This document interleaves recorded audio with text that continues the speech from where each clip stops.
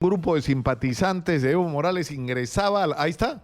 Podemos poner el volumen para que la gente que nos sigue en la radio escuche lo que grita esto. ¡Guerra civil! ¡Ahora sí! ¡Guerra civil! Guerra civil, ahora sí, dicen. Y es una cantidad de gente impresionante que llegó ayer a la ciudad de La Paz y que son simpatizantes de Evo Morales y que no sé dónde estarán el día de hoy. Tal vez tengan la respuesta a esta pregunta los señores Jorge Ríos Aramayo y Oscar Medina.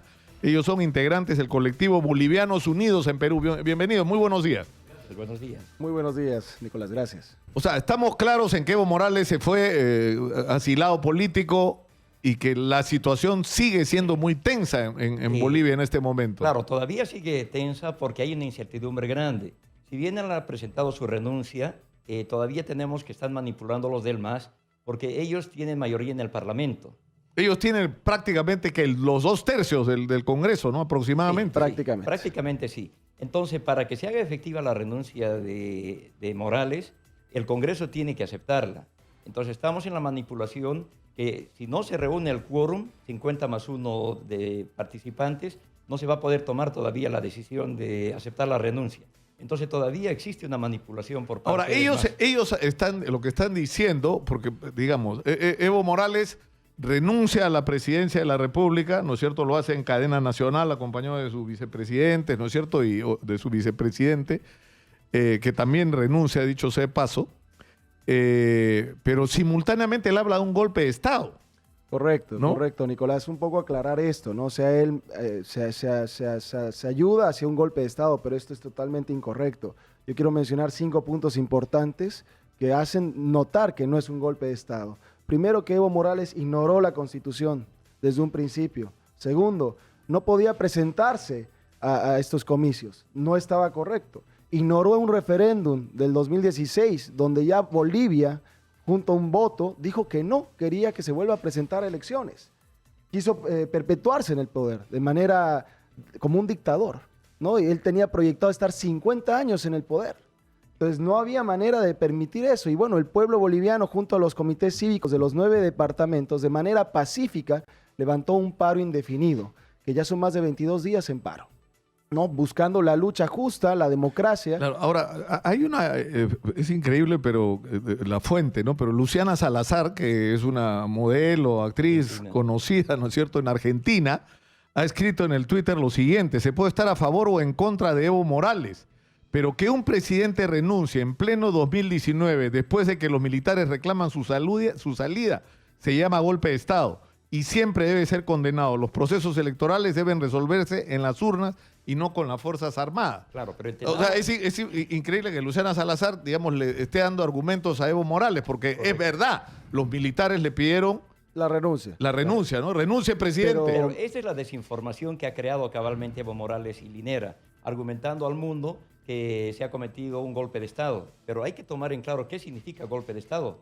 Golpe de Estado es la toma bruta del poder, rompiendo las estructuras constitucionales, cosa que en Bolivia no se ha dado.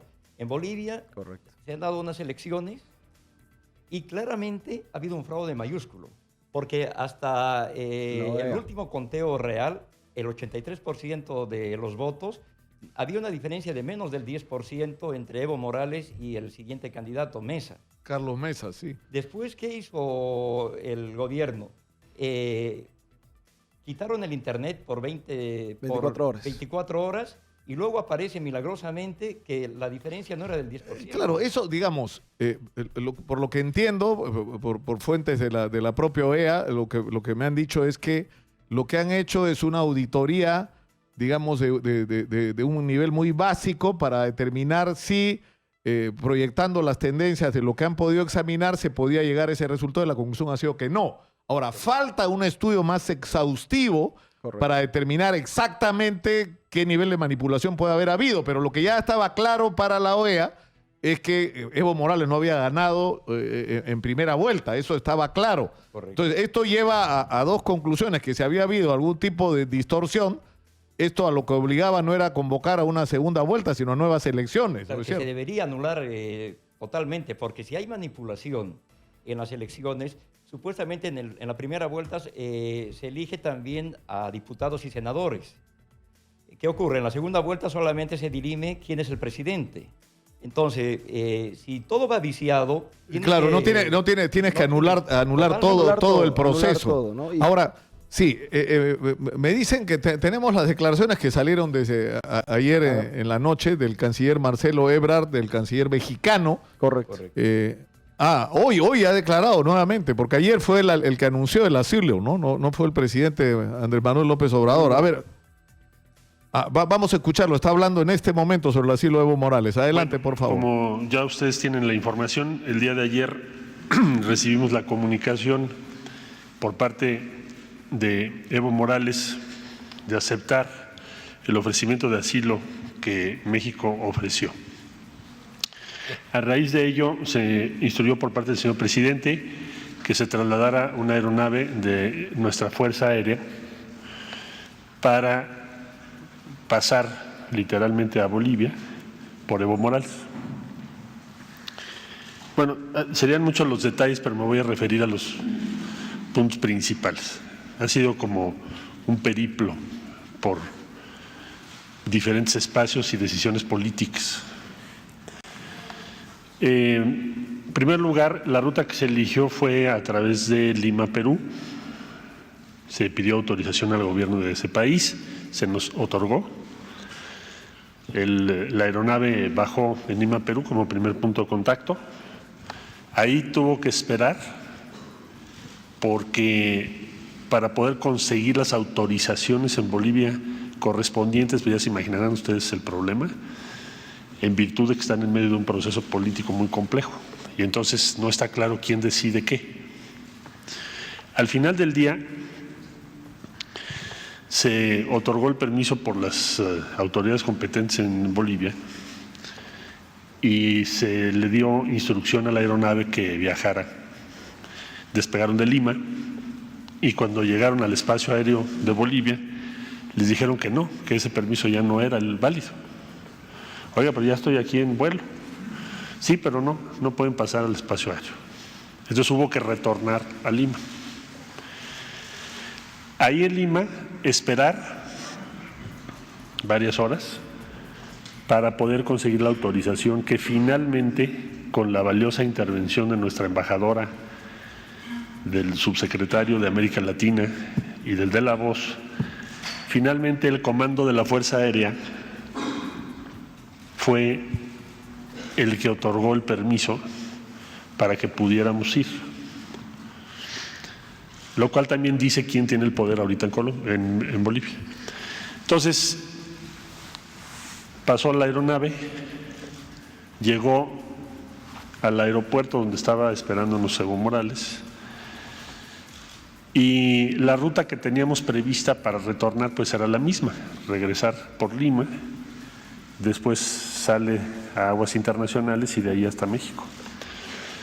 Pero ya casi por salir, esto estoy hablando hora de México, ya alrededor de las 7:30 de la noche, el gobierno del Perú, por vía de su canciller, me comunicó que por valoraciones políticas se suspendía ese permiso para bajar en Lima a recargar combustible y retornar a México.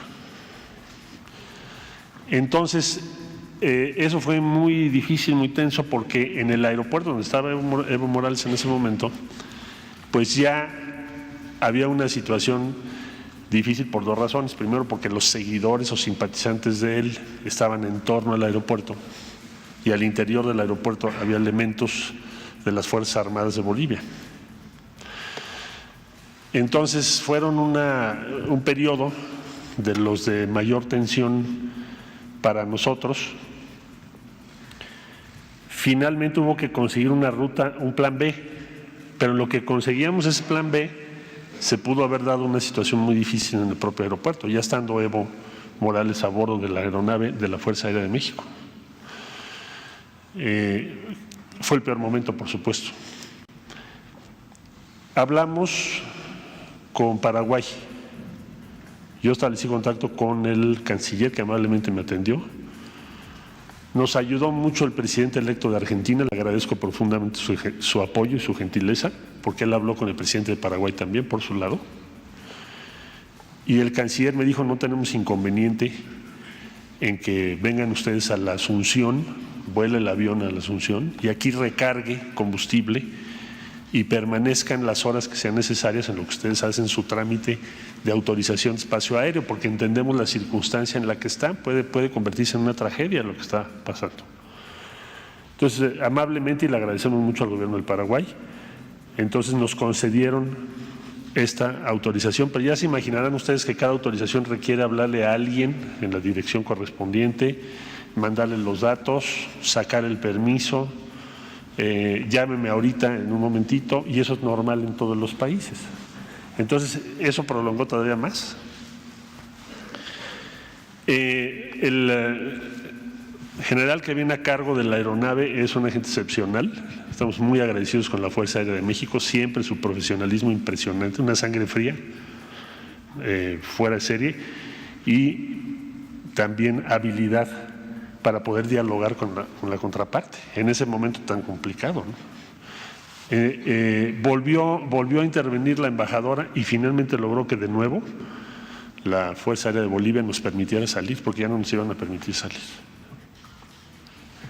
Ahora sí que por un milimétrico espacio se dio la salida. Ya saliendo de Bolivia, llegaron a Asunción, de ahí volver a hablar con Perú y decir, bueno, no vamos a bajar a recargar combustible, pero déjenos cruzar su espacio aéreo de regreso. Entonces hicieron las consultas correspondientes y me habló el canciller y me dijo, sí estamos de acuerdo con eso, pasen por nuestro espacio aéreo. Luego, hablar con el canciller del Ecuador para decir, oye, si necesitamos recargar combustible, ¿podemos bajar en Guayaquil? Consultas, sí pueden bajar en Guayaquil para recargar combustible, si es necesario para ustedes. Se tramitaron. Bueno, es increíble lo que estamos escuchando, porque yo no entiendo cuál es la lógica. O sea, nosotros no tenemos que intervenir. O sea, hay como reglas de las relaciones diplomáticas, de no intervención, de respeto a ciertos procedimientos. Es decir, si el gobierno de México le otorga el asilo al señor Evo Morales, nosotros no tenemos por qué hacerlo. Y pónganse ustedes en esta situación. ¿Qué hubiera pasado si se produce un enfrentamiento porque empezaron a juntarse manifestantes de ambos lados cerca del aeropuerto? Si eso termina en una trifulca y termina muerto Evo Morales o terminan muertas personas ahí. O sea, la Cancillería peruana va a asumir y va a asumir también la responsabilidad por esos hechos. Es decir, no tiene sentido. No tiene sentido. La crisis de Bolivia la van a resolver los bolivianos. Eso es correcto. ¿No? Y nosotros tendríamos ni que meternos más que en este sentido, ¿no es cierto? Dar espacio para que puedan ser escuchados. Ahora, también aquí hay una desinformación total. Él estaba en el aeropuerto en el Chapare. Y en el Chapare, él está rodeado de todos los simpatizantes masistas que son los cocaleros. Él se refiere a que podía haber algún enfrentamiento. Es imposible que haya un enfrentamiento. A menos que sea un enfrentamiento con ¿qué? Con miembros de la policía y de las Fuerzas Armadas, digamos. Y tampoco porque en esos momentos la policía estaba rebasada, porque ocurrió que el gobierno lo que hizo fue quitarle todo el armamento a la policía.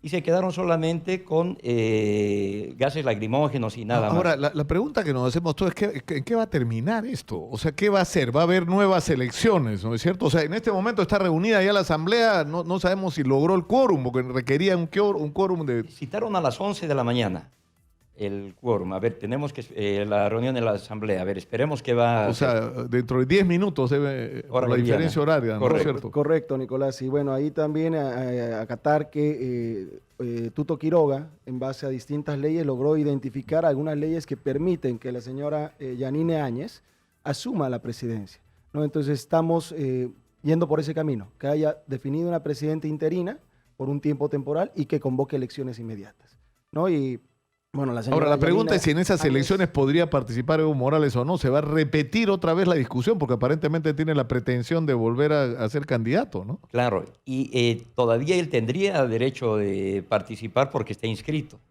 Entonces, pero hay que tomar en cuenta toda la manipulación que ha hecho su partido, Ahora, que debería ser eliminado. el problema es que esa inscripción la admitió el Tribunal Electoral, ¿no es cierto? Que ahora supuestamente va a ser modificado, ¿no es que cierto? tiene que ser modificado totalmente porque un gobierno no puede manipular cínicamente Todos los la voluntad poderes. del pueblo, ¿no?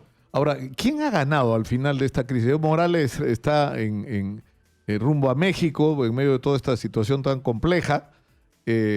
Carlos Mesa quedó en segundo lugar, pero digamos va a haber nuevas elecciones. Pero Macho Camacho, que es el dirigente del movimiento cívico de Santa Cruz, se ha convertido en una especie de líder de la oposición. Es un hombre que se parece demasiado a Bolsonaro, ¿no? Es un líder más bien de derecha recia, ¿no? Ante esta circunstancia, yo creo que el que ha ganado es el país. Exacto. Porque, ¿qué ha ocurrido? No hay mal que por bien no venga. Ha conseguido que todos los bolivianos nos unamos. Apareció un buen líder, que es Macho Camacho, y que yo creo que va a cambiar totalmente la configuración política del país. Hay que ver la tendencia. Todavía no hay una inclinación a uno O sea, a otro candidato. algo como nadie sabe para quién trabaja. Carlos Mesa va a terminar habiendo hecho todo esto para que Camacho termine siendo presidente de Bolivia de repente en una elección frente a Evo o a quien se le ponga al frente. Mira, Nicolás. Ahora, pero yo no sé hasta qué punto estén unidos. Esa imagen a mí me dio pues, escalofríos ayer, un grupo inmenso de gente entrando a La Paz gritando guerra civil, ahora sí. Te explico esto. Ahí lo de la guerra civil son personas del Alto que viven cerca a La Paz, están muy próximos a La Paz, y han ingresado, pero gente pagada. Toda esta gente que está ingresando, que está haciendo problemas en la ciudad de La Paz, en la ciudad de Santa Cruz, es gente pagada por el MAS, que poco a poco ya se está cayendo. Mucha gente está renunciando, no les están ya pudiendo pagar. Entonces, poco a poco se está destruyendo ese plan maquiavélico de Evo, ¿no? O sea, Vamos a terminar esta secuencia. Tenemos declaraciones una frase que acaba de decir con la que estaba terminando ya su presentación el canciller mexicano Marcelo Ebrard. Dijo, México ha hecho muy bien en hacer esto, es decir, en ofrecer el asilo. Es un timbre que da orgullo, es una tradición que debemos mantener, es prestigio para nuestro país, dijo Marcelo Ebrard. Y en realidad ha sido lo mejor que salga Evo Morales, ¿no? Porque su sola presencia en Bolivia era un elemento de conflicto en una situación como esta. Para nosotros los bolivianos, se vaya donde se vaya, lo importante era que salga del país para evitar que siga generando este malestar. Ahora toca a todos los bolivianos reorganizarnos y defender la democracia y, bueno, seguir para adelante. Que nos vienen años difíciles todavía porque hay que reacomodar la economía nuevamente. Va a ser complicado para Bolivia, pero el primer paso está dado. Bueno, va a haber toda una controversia como en todos los países, ¿no? Está la discusión de uno u otro lado, en uno u otro sentido, al final estamos discutiendo lo mismo. Muchas gracias por estar con nosotros y mucha suerte. Muchas por los días gracias. difíciles que Muchas están viviendo gracias. y que les esperan por delante.